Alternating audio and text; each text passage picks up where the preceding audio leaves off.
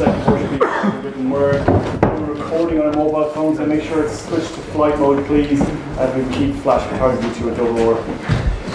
We'll get underway with head coach Joe Schmidt. That's the team for the weekend. Thank you. Yeah, the team for this weekend versus Scotland, from fullback down, Rob Kearney, Keith Earls on the wing, Gary Ringrose and Bundy Aki in the midfield, Jacob Stockdale on the other wing, Johnny Sexton and Connor Murray, and the forward pack, CJ Standard, Dan Levy and Pete O'Mahony in the loose forwards, Devon Toner and James Ryan in the second row, and in the front row, Tyg Furlong, Rory Best captain, and Ken Healy as loose head prop.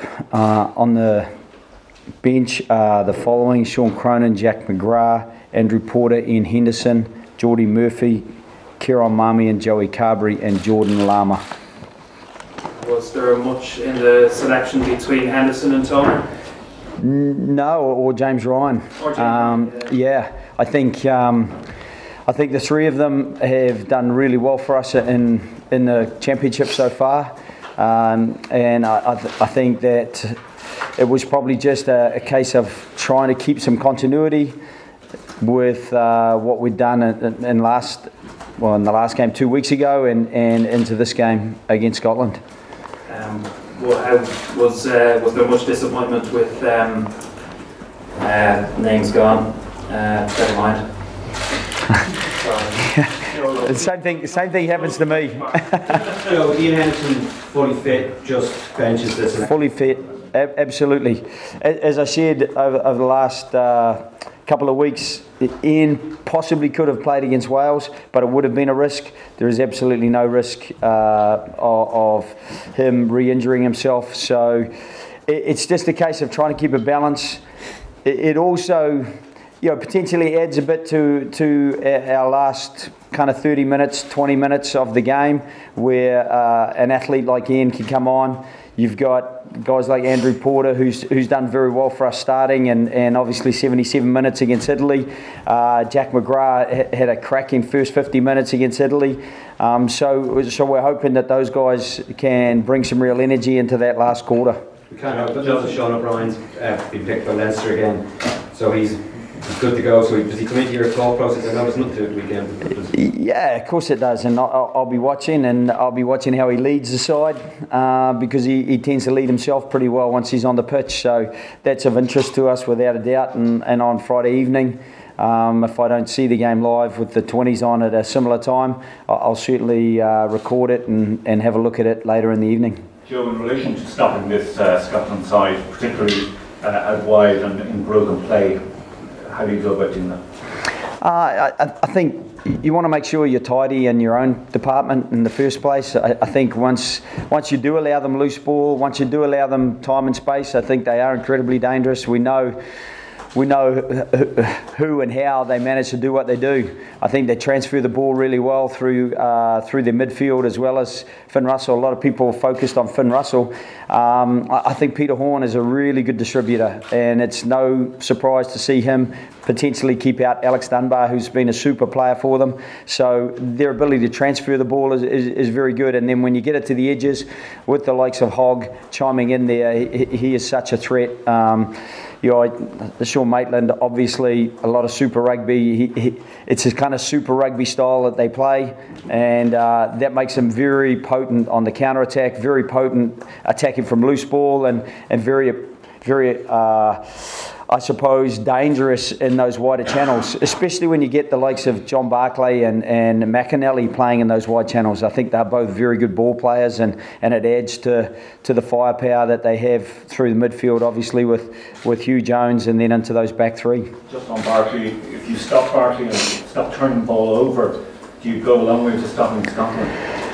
Yeah, to a degree. I think there's a lot more to Scotland than that. I don't think John Barclay got too many balls off us last year, but we didn't stop us being down 21 points to 8 at half time, and 21 points to 5 just prior to half-time. So, there's a fair bit more to it than that. I think Hamish Watson is another real threat over the ball as well. Stuart McAnally is formerly a loose forward, as is Fraser Brown. So either of their hookers are very good over the ball as well.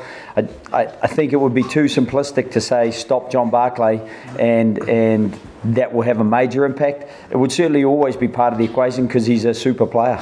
Can we expect more of the same that we saw against Wales? A very direct runners, a very direct kind of almost bully them up front first.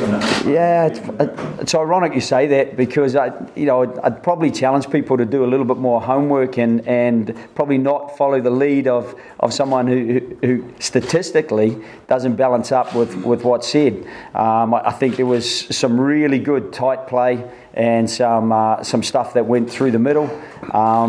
But there was some stuff down the edges as well. Keith Earl's line break, Johnny's line break, Jacob Stockdale in the corner. Certainly that wasn't a one-plus play. It's two of the best passes you'd see in World Rugby. So, I think we've got to keep that variety to our game. I think at this stage we've probably made the third most offloads. It's an area where people have loved to beat us with a stick, and it's probably overlooked by people that there is some continuity through our play. So those sorts of things should allow us the variety to try to keep a sort of a balance in what we're doing to attack them, and then obviously defensively we're going to link up. We're going to have to link up really well. Joe, obviously Gary Ringrose has just got the one club game under his belt since he comes back in. Any concerns about whether or not he'll be able to last 80 minutes? Yeah, there's always concerns about players for different reasons, and I think Gary's only had 6 games in this entire season. So, that's something that you calculate in. At the same time, sometimes you don't have the luxury of a plethora of options. I think Gary Ringrose has been extraordinary when he has played for us. He's done an incredible job. The last time he did play for us in Japan, he was absolutely outstanding in the back line along with Keith Earls. They were two of the real standouts for us. So we're hoping he can hit the ground running and get straight back into that form. He's a smart player. Hopefully that allows him to kind of keep a balance between when he has to work hard and when he can just regenerate a little bit on the pitch, and that will allow him to extend his match minutes to 80 quality minutes for us. Is it a concern though that, once again you're having to replace a player who's such a key position in the defensive line, third time in the championship? Yeah, of course it is, especially when Robbie Henshaw is world class and Chris Farrell slotted in so well last time. As I said, it's a needs must situation, but it's a situation where we've got a lot of trust and a lot of faith in Gary, and we're hopeful that the wingers help him out a little bit because they link well with him, and Bundy will be working hard to make sure that happens as well. He's been the continuity for us in the midfield so far in the championship.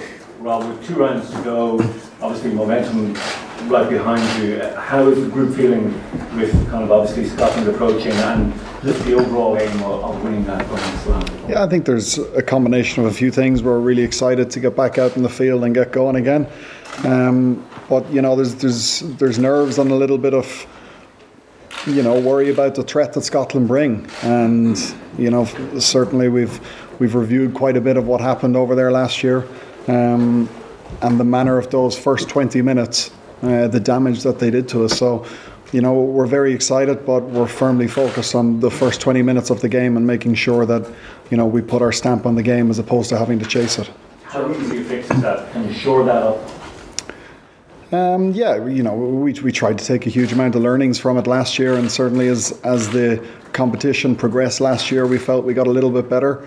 It's been a big area of our training this week, making sure our systems are in place and, we're smart on how we defend. It's been certainly up there, prioritised in terms of our training this week. The manner, it's up to us now to produce it on Saturday. How is Gary just from training this week? Yeah, he's been really good. As Joe said, he was extraordinary when he played last year. He's a smart guy. He's trained really well this week, which is it's important for him, but it's important for the players around. You know, that he's brought a huge amount of confidence for himself, but also us too. So, you know, certainly from the other 14 guys, there's, you know, absolutely no worry, and we're really excited to see him get back in the green jersey. Joe, to miss 1 or 2 kicks is going to be put down to just a bit of bad luck. To miss 10 points is a bit concerning. How confident are you that Johnny Sexton and the work that he's done over the past 2 weeks, that he'll be able to bounce back from that, given that he also picked up a knock in the game against Wales? Super confident. I think he's a world-class kicker. I would have no kind of hesitation in Johnny making any decision about any kick he's going to have. I think he actually struck 3 out of those 4 kicks quite well. Even the one that came off the post, I think there was a bit of breeze and maybe he over-allowed for it, but the actual the strike was spot on. The ball flight was very much what he's looking for. So I don't think he was a million miles away. You know, Lee Halfpenny kicked superbly, but I'd watched him kick, and I think he missed 3 for too long a few weeks previous to that, where they were all in the fairly narrow V that you normally say, well, that's 3 points or that's 2 points straight away for Lee Halfpenny. That can happen on any given day, but the real class kickers like Lee Halfpenny, like Johnny Sexton, that happens once in a blue moon, and you don't get blue moons all the time, thankfully. You do get snow in March, but you don't get it often, you know. Compensated though, didn't he, by trying to become a flanker in the beginning? Yeah, I thought he's quite tall, Johnny. I thought it was a mix, second row, even a bit further forward. He certainly picked and went in that right-hand corner with a bit of gusto, and he still ran the game really well. I think, it's an aspect of his game, but there are a number of aspects in his game that are generally positive for us. Joe, Harry was saying last week he'd like to play at centre at some point, maybe even at 12. Given the circumstances and the fact you're a bit stretched in midfield at the moment, if it happened on Saturday, would you have any hesitation in putting him in at centre? No, probably.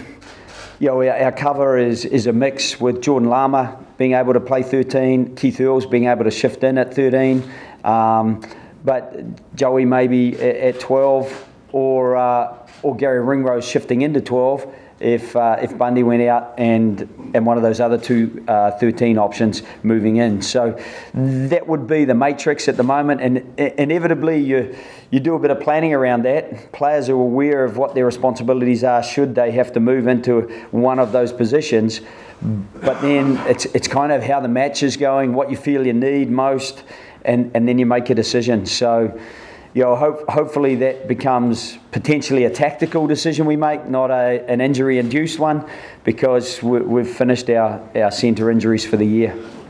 Okay, guys, we'll leave that portion there.